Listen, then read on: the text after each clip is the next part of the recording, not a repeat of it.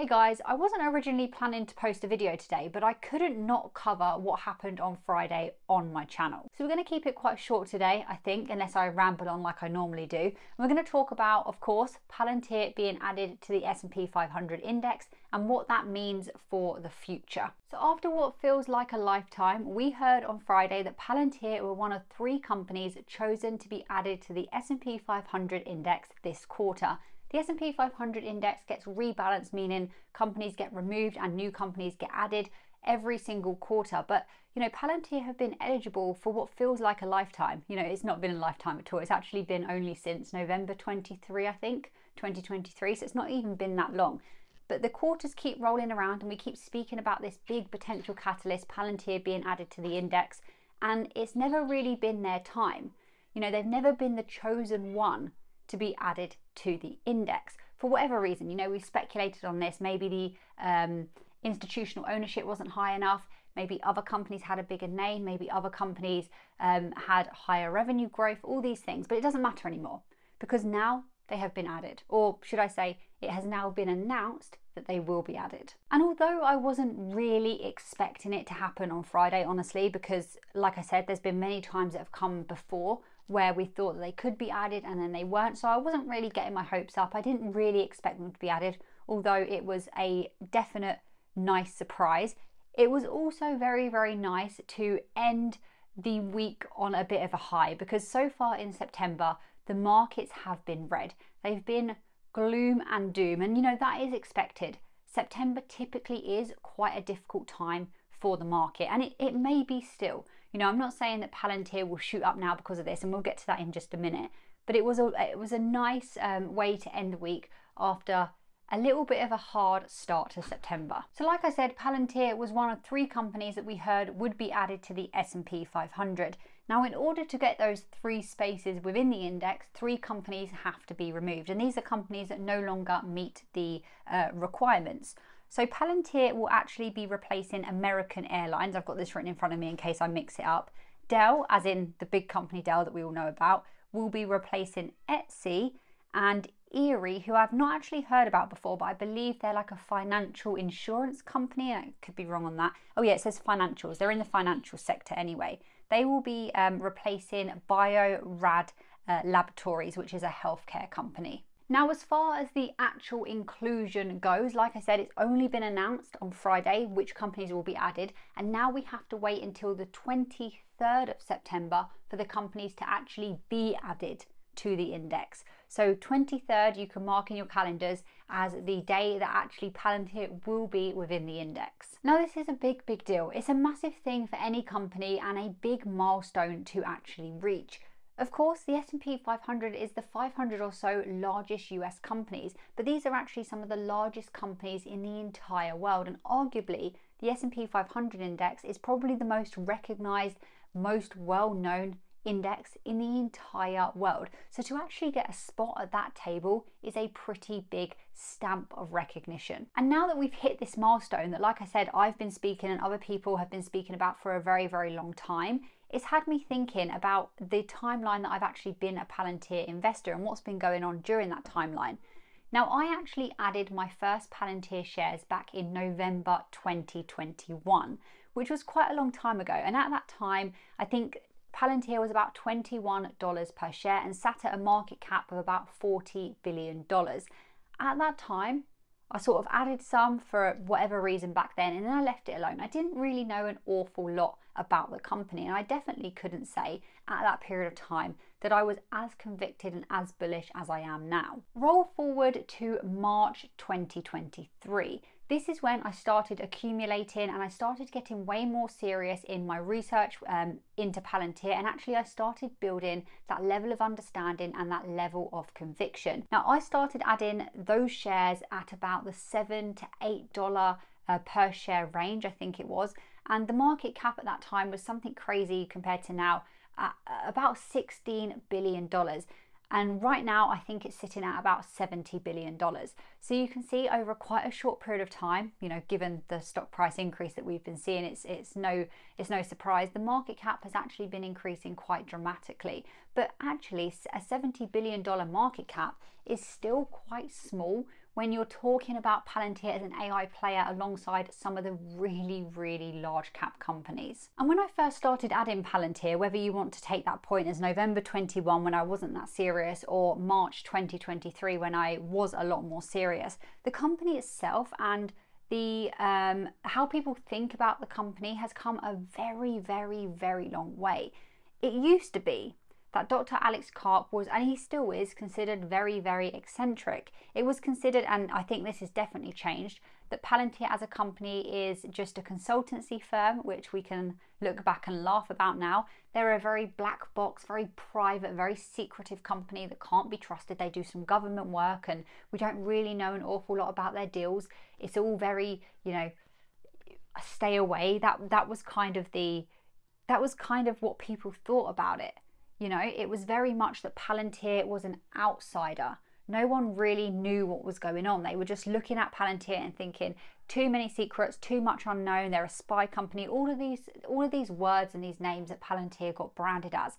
And I think they've completely done a 360, a 180, a 360, whatever the saying is. They you know, it's completely changed. And a lot of people, even back then when those were the thoughts about Palantir, were saying, no, hang on a minute, if you do your own research, you do a bit of digging, you'll actually see that that isn't the case at all, and they're actually doing fantastic, really groundbreaking work.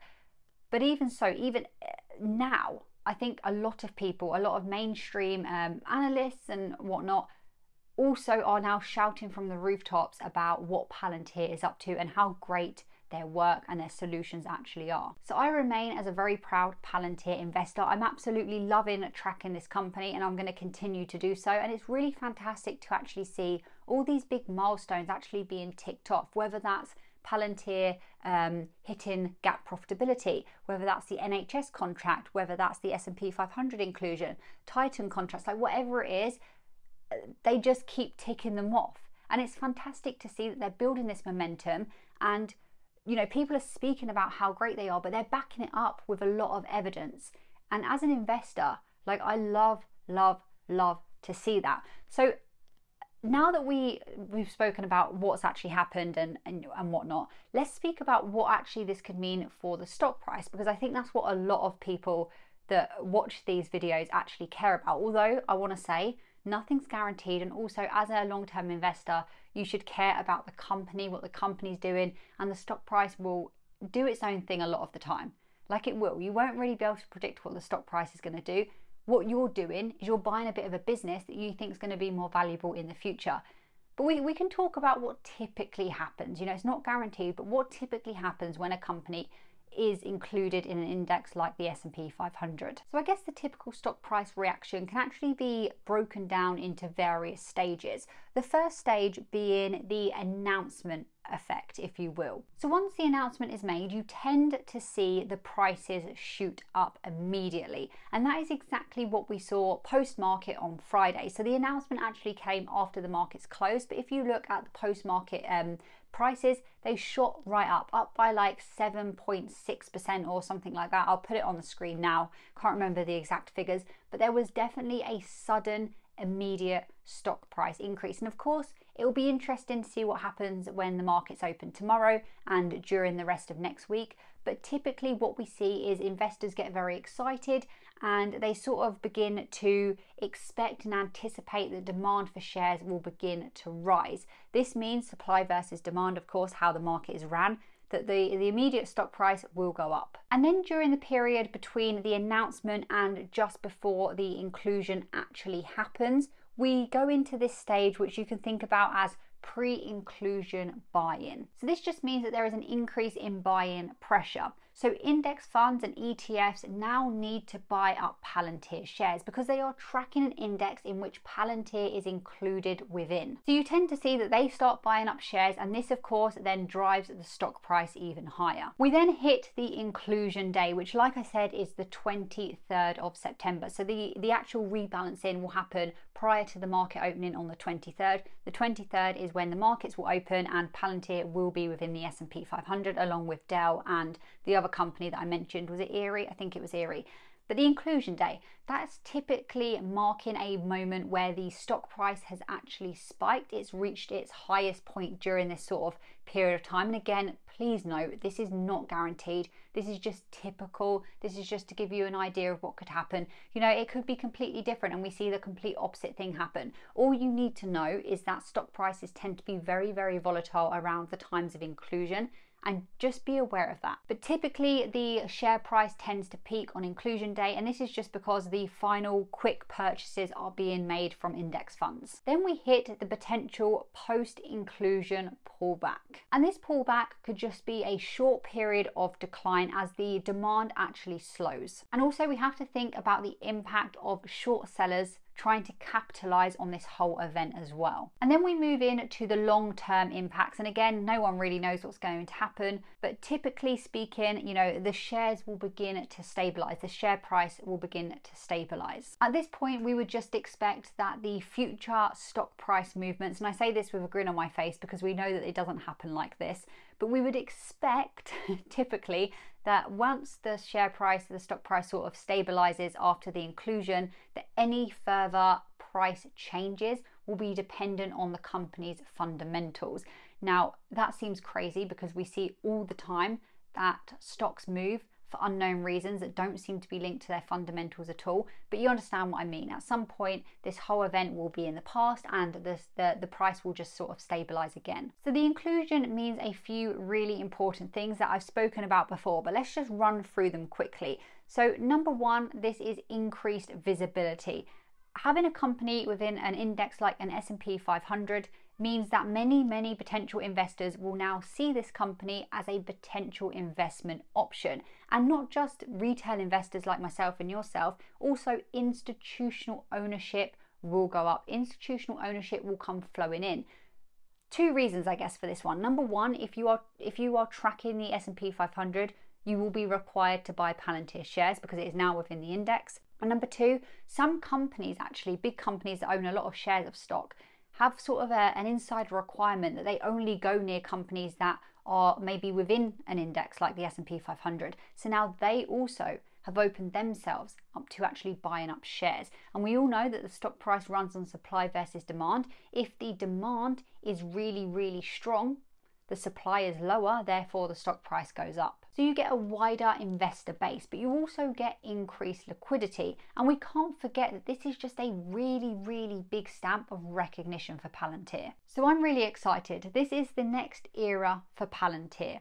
And I've said in previous videos that it's just a matter of when, not if. We've now had this happen, and I've also joked in previous videos that, you know, if it doesn't happen for a while, that's okay as well, because I'd rather accumulate more shares when the share price is cheaper. Now, again, we don't know what's going to happen with the stock price. We're going to have to wait and see over the next few weeks, few months. But please be aware, it could be a little bit volatile. Just, you know that when you're buying and selling any shares at the moment with this event going on. Personally, what I'm going to be doing is following my same strategy that I always do, you know, dollar cost average, and then keep some back in cash for if the market dips.